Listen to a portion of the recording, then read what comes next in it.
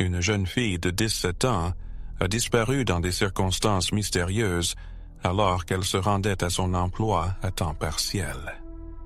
Pendant les mois suivants, la police et des dizaines d'habitants de sa petite ville ont recherché son trace, mais il semblait qu'elle s'était volatilisée. Au fil du temps, les enquêteurs ont démêlé un réseau d'indices étranges et contradictoires, jusqu'à ce que je découvre finalement une vérité inattendue. Valeria Tyndall est née le 29 août 2005 à Indianapolis, dans l'Indiana. Elle avait des parents aimants, un frère et 4 sœurs. À un moment donné, la famille a décidé de quitter la ville animée pour un petit bourg appelé Arlington, situé à environ 1 heure d'Indianapolis. Avec une population de seulement quelques centaines d'habitants, Arlington était un endroit tranquille, sûr et paisible. Valeria s'est inscrite à l'école locale, s'est fait des amis et est tombée amoureuse de la ville. En tant qu'adolescente, elle a commencé à occuper divers emplois à temps partiel pour gagner son premier argent. Au début, elle a travaillé dans des cafés locaux, puis a pris un emploi de tondeuse de pelouse. Ce travail s'est révélé parfaitement adapté à ses besoins. Ses horaires flexibles lui permettaient de concilier travail et études, et tondre des pelouses ne nécessitait ni compétences particulières, ni un effort physique trop important. En 2023, alors que Valeria avait 17 ans, elle se concentrait sur ses notes pour entrer dans une bonne université d'études vétérinaires. Elle adorait les animaux et envisageait cette profession depuis son enfance. Cet été-là, pendant ses vacances, elle a exploré différentes universités tout en continuant à travailler comme tondeuse de pelouse, espérant gagner plus d'argent avant de partir à l'université. Le jour de sa disparition, Valeria a dit à ses parents qu'elle se rendait au travail, a fait ses adieux et est partie. Sa mère s'attendait à ce qu'elle rentre quelques heures plus tard, mais au fil de la journée, il est devenu clair que quelque chose n'allait pas. Valeria ne répondait pas à ses appels, et le soir venu, sa mère a décidé d'appeler Patrick, le voisin et ami de la famille qui possédait l'entreprise d'aménagement paysager où Valeria travaillait. À sa grande surprise, Patrick l'a informé que Valeria n'avait pas seulement manqué son service ce jour-là, mais qu'elle n'était même pas prévue à son poste. Apprendre cela a intensifié les craintes des parents. Ils s'inquiétaient que quelque chose de terrible se soit produit, mais gardaient espoir.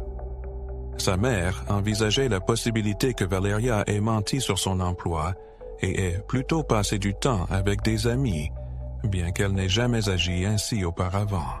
Finalement, les parents ont décidé d'attendre, espérant que leur fille rentrerait saine et sauve. Ils ont également appelé tous ses amis, mais aucun d'eux n'avait vu la fille ce jour-là. Au matin suivant, lorsque Valeria n'était toujours pas revenue, ils ont décidé de contacter la police. En parlant avec les parents de la jeune fille, les agents ont suggéré que Valeria ait pu partir discrètement ou fuir son domicile. Sa mère a mentionné qu'elle ne travaillait généralement pas le mercredi, mais qu'elle pensait avoir une chance de prendre un service supplémentaire ce jour-là. La police a également parlé à son patron, qui a confirmé qu'elle n'avait aucun service prévu ce jour-là. La dernière fois qu'elle avait travaillé, c'était le matin même.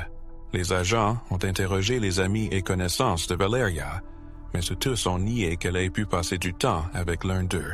Étant donné la petite taille de la ville, la police a rapidement contacté quiconque aurait pu voir Valeria. Cependant, cela n'a donné aucun résultat. La seule piste qu'ils ont réussi à trouver était un témoin qui avait vu la fille le jour de sa disparition. Vers midi, elle a passé devant un témoin dans sa voiture, mais cette information n'a pas aidé les agents à déterminer où elle pouvait se trouver. Au fur et à mesure que les jours passaient depuis la disparition de Valeria et qu'il devenait de plus en plus clair pour la police qu'elle ne rentrerait probablement pas chez elle d'elle-même, les enquêteurs ont commencé à envisager 2 principales théories: la fugue et l'aspect criminel. Les parents de Valeria doutaient qu'elle ait pu fuguer. Il n'y avait pas de problème dans leur famille, et Valeria travaillait assidûment sur ses notes à l'école pour réaliser son rêve de devenir vétérinaire. Cependant, la possibilité qu'elle ait fugué leur offrait une lueur d'espoir, car cela signifiait qu'elle pourrait aller bien. Sinon, elle pourrait déjà être partie pour de bon. La police, accompagnée des proches de Valeria et de bénévoles, a fouillé les environs de la ville pendant plusieurs semaines. Les autorités ont également fait appel aux habitants locaux pour les aider à retrouver la voiture de Valeria. Le fait qu'ils n'aient pas trouvé le véhicule dans ce petit bourg suggérait soit que Valeria l'avait conduite loin d'Arlington, soit que quelqu'un l'avait cachée. Cette recherche s'est poursuivie pendant près de 3 semaines, jusqu'à ce que, le 26 juin, la police découvre enfin la voiture de Valeria. Elle a été retrouvée dans le parking d'un complexe résidentiel à Shelbyville, à environ 30 km d'Arlington. La voiture était dépourvue de plaques d'immatriculation et les portes étaient verrouillées.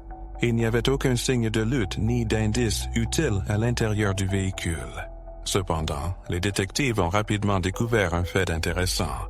Le complexe résidentiel où la voiture a été trouvée utilisait des services d'entretien des pelouses provenant de la même entreprise pour laquelle Valeria travaillait. Selon son patron, Valeria n'était pas censée travailler ce jour-là. Les enquêteurs ont commencé à soupçonner que Patrick pourrait cacher quelque chose et se sont mis à l'examiner de plus près. Ils ont interrogé les résidents autour du complexe résidentiel et trouvé un autre témoin qui avait vu Valeria le jour de sa disparition. Cependant, elle n'était pas seule. Patrick, son patron, était dans la voiture avec elle. À l'annonce de cette nouvelle, les détectives sont retournés interroger Patrick, mais il a insisté sur le fait qu'il ne l'avait pas vu ce jour-là. Lorsque la police lui a révélé qu'un témoin les avait vus ensemble et que la voiture de Valeria avait été retrouvée, il a soudainement changé de version. Patrick a alors admis qu'il l'avait bien vu ce jour-là, selon cette nouvelle version des faits. Ils se seraient rencontrés à Shelbyville, après quoi Valeria lui aurait demandé de la conduire dans une ville appelée Gammer, située à quelques kilomètres d'Arlington. Elle lui aurait expliqué qu'elle comptait fuguer et que quelqu'un l'attendait là-bas. Une fois arrivée sur place, Valeria serait sortie de sa voiture pour monter dans un autre véhicule, conduit par un homme avec qui elle serait partie. Patrick a ajouté que le lendemain, il avait pris la voiture de Valeria et l'avait garée dans le parking du complexe résidentiel où la police l'a finalement retrouvée. Il a affirmé qu'il voulait simplement l'aider. Cependant, les enquêteurs ont vite décelé des incohérences dans cette histoire. Ils avaient déjà obtenu les données du smartphone de Valeria, qui montraient que son téléphone avait été actif pour la dernière fois à Arlington et non dans une autre ville. Cela a conduit la police à penser que quelque chose avait pu lui arriver dans sa propre ville, et ils ont informé Patrick de ce fait. À leur grande surprise, il a changé de version une nouvelle fois. Cette fois, il affirma qu'il s'était retrouvé près du complexe résidentiel à Shelbyville, après quoi elle serait montée dans sa voiture, et ensemble, ils auraient pris la route vers sa maison. Ensuite, d'après lui, il l'aurait laissée seule chez lui, le temps de retourner au travail, et à son retour, Valeria n'était plus là. Les enquêteurs trouvèrent cette version encore moins crédible que son premier récit. Ils lui demandèrent alors s'il accepterait de leur confier son smartphone, ce à quoi Patrick acquiesça. Sur le téléphone, ils découvrirent un échange de messages entre Valeria et lui le jour même de sa disparition. À 11h23 du matin, elle lui avait écrit « J'arrive bientôt ». Quelques heures plus tard, Patrick avait envoyé « Où es-tu » Un peu après, il envoya un message similaire, mais Valeria ne répondit pas. Ce comportement sembla très suspect aux enquêteurs, renforçant leurs doutes sur la véracité des propos de Patrick. Ils décidèrent alors de rencontrer les parents de Valeria pour savoir s'ils avaient remarqué quelque chose d'étrange dans son comportement. Sa mère leur confia que Patrick se comportait parfois de manière inhabituelle. Il avait développé une relation amicale avec Valeria, passait du temps avec elle en dehors du cadre professionnel, lui offrait des cadeaux et l'emmenait faire du shopping. Elle suspectait même parfois que cet homme de 59 ans agissait moins en patron qu'en petit ami jaloux. Cependant, la mère de Valeria n'avait pas pris ses inquiétudes très au sérieux. Patrick était un ami de la famille et Valeria était proche de sa fille. Elle pensait qu'il essayait simplement de la soutenir. Néanmoins, un incident particulier lui revint en mémoire comme étant particulièrement troublant. Un jour, Patrick invita Valeria à visiter un aquarium dans une ville voisine. Ses parents acceptèrent, pensant que Patrick emmènerait toute sa famille avec lui. Cependant, il s'avéra plus tard qu'il était allé là-bas uniquement avec Valeria, ce que ses parents trouvèrent étrange.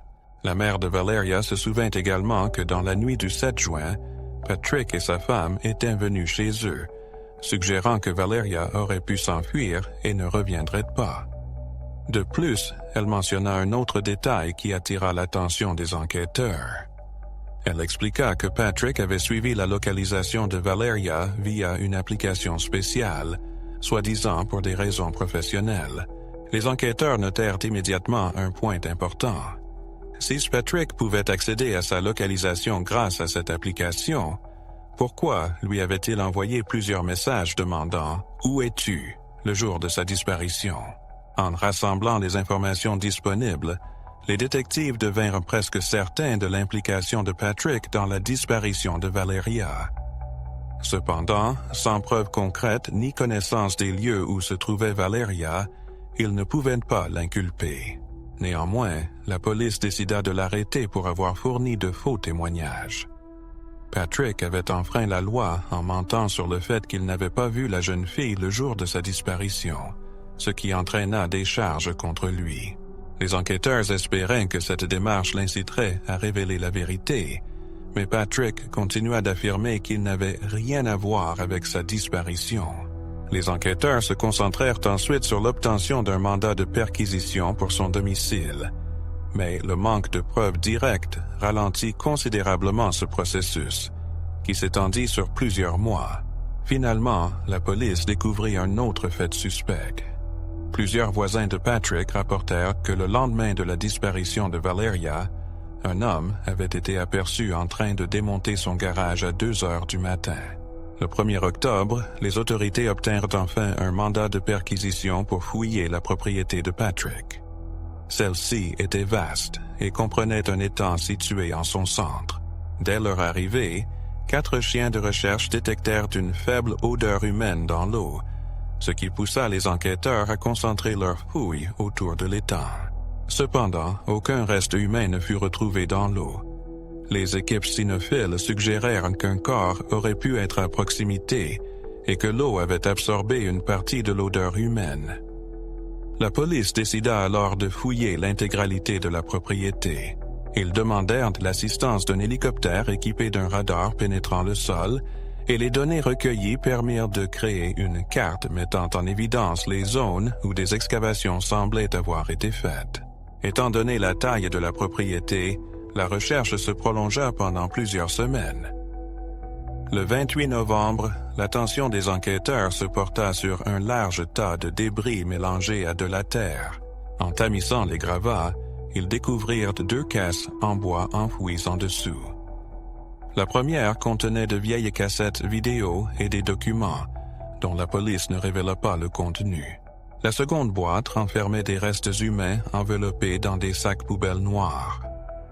Le degré de décomposition rendait l'identification visuelle impossible.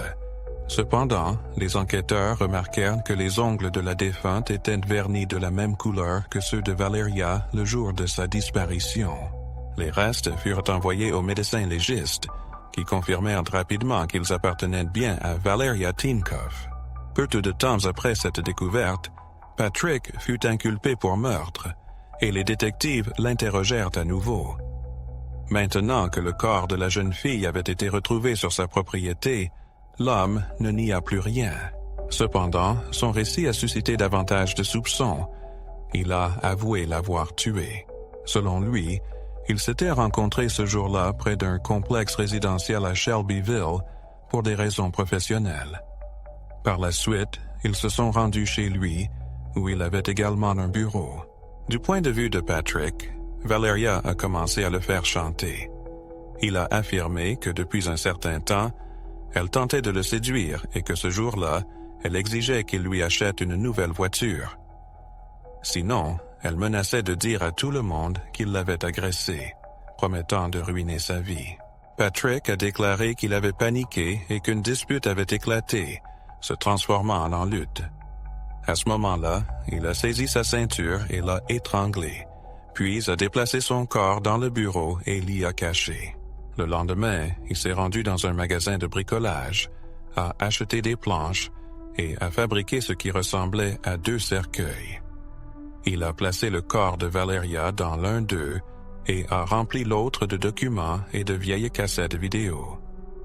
Pour masquer l'odeur de décomposition, il a enveloppé le corps dans du plastique. Il a décidé de les enterrer dans un trou déjà présent sur sa propriété, mais il avait besoin de quelque chose pour couvrir les caisses. Il a utilisé des débris de construction, qui étaient abondants sur son terrain, et a recouvert le tout de terre pour enterrer solidement les cercueils. Quant au garage incendié, le but de cet acte reste flou. Étant donné que Patrick a agi peu après le meurtre, il est probable que cela soit lié aux événements qui se sont produits. Il a peut-être ressenti le besoin de détruire des preuves, et le garage n'était qu'un prétexte. Il est à noter que l'endroit où il a caché les corps se trouvait à seulement 100 mètres de la maison des parents de Valeria, qui cherchaient leur fille depuis presque 6 mois. Lorsque la police lui a demandé comment il se sentait après avoir commis le meurtre, Patrick a calmement répondu que rien n'avait changé dans sa vie. Naturellement, les enquêteurs ont abordé cette histoire avec scepticisme. On aurait dit que Patrick essayait de se présenter comme une victime, justifiant ses actes en prétendant être victime de chantage. La théorie prédominante était qu'il poursuivait Valeria depuis longtemps, espérant établir une connexion romantique. Le jour de l'incident, il aurait pu l'attirer chez lui, où il aurait tenté d'initier une relation sexuelle, et elle aurait refusé. Craignant qu'elle ne dise à ses parents, il a décidé de la tuer. Un autre élément défavorable à la version de Patrick provenait des proches de Valeria. Selon eux, elle aimait sa voiture et parlait souvent de vouloir en conduire une pour le reste de sa vie. Ainsi, l'histoire de chantage autour d'une nouvelle voiture semblait encore moins crédible. Après que des accusations aient été portées contre lui, les détectives ont trouvé plusieurs pistes intéressantes qui ont enrichi l'enquête. Lors d'un examen minutieux de son smartphone, ils ont découvert qu'immédiatement après être rentré chez lui le jour du meurtre, Patrick avait commencé à supprimer des applications de son téléphone. Cependant, il n'a pas supprimé l'application de santé et les données restantes montraient qu'immédiatement après son arrivée, sa fréquence cardiaque avait considérablement augmenté pendant plusieurs minutes. Les enquêteurs croyaient que c'était à ce moment-là qu'il avait tué Valeria et traîné son corps.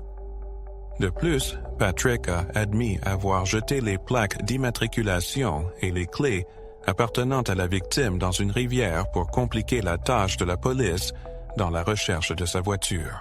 De plus, il a partagé un autre détail.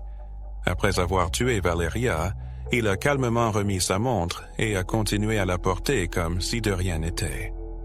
Les parents de la victime étaient choqués d'apprendre que leur voisin et ami était un meurtrier. Ils ont déclaré qu'ils n'avaient jamais cru à son implication, malgré le comportement étrange de Patrick. Il est important de noter que les détectives ont gardé de nombreuses informations confidentielles, même vis-à-vis des parents de la victime, afin de ne pas compromettre l'enquête. Ainsi, de nombreux faits n'ont été révélés qu'après son arrestation. Lorsque Patrick a été placé en prison, en attendant le début de son procès, il a engagé un avocat.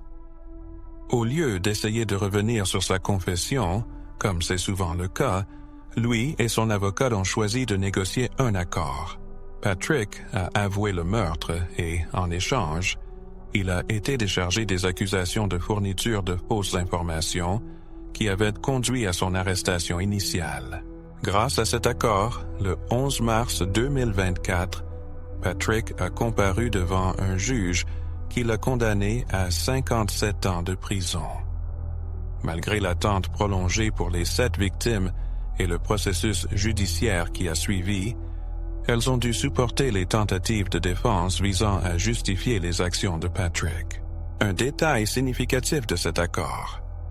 En général, de tels accords ne nécessitent pas que le prévenu divulgue tous les détails du crime. Patrick devait seulement admettre le meurtre.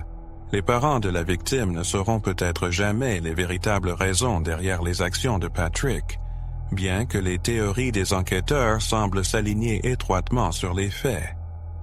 La propre famille de Patrick a également été choquée lorsque la police a découvert les corps sur leur propriété. Sa femme et ses enfants, y compris une fille qui était amie avec la victime, ont vécu à quelques mètres de la scène de crime pendant presque 6 mois sans aucun soupçon. En raison de cet accord de plaidoyer, il est peu probable que nous découvrions un jour quelles preuves Patrick a pu dissimuler près des restes de Valeria. Cela aurait pu lui poser des problèmes juridiques supplémentaires, surtout qu'il craignait que la police ne fouille sa maison après la disparition de Valeria. N'hésitez pas à partager vos réflexions sur cette affaire dans les commentaires et n'oubliez pas de liker cette vidéo si vous l'avez appréciée. Je vous recommande également de vous abonner à notre chaîne pour des mises à jour quotidiennes sur les nouvelles criminelles les plus intrigantes du monde, sans filtre. Merci d'avoir regardé.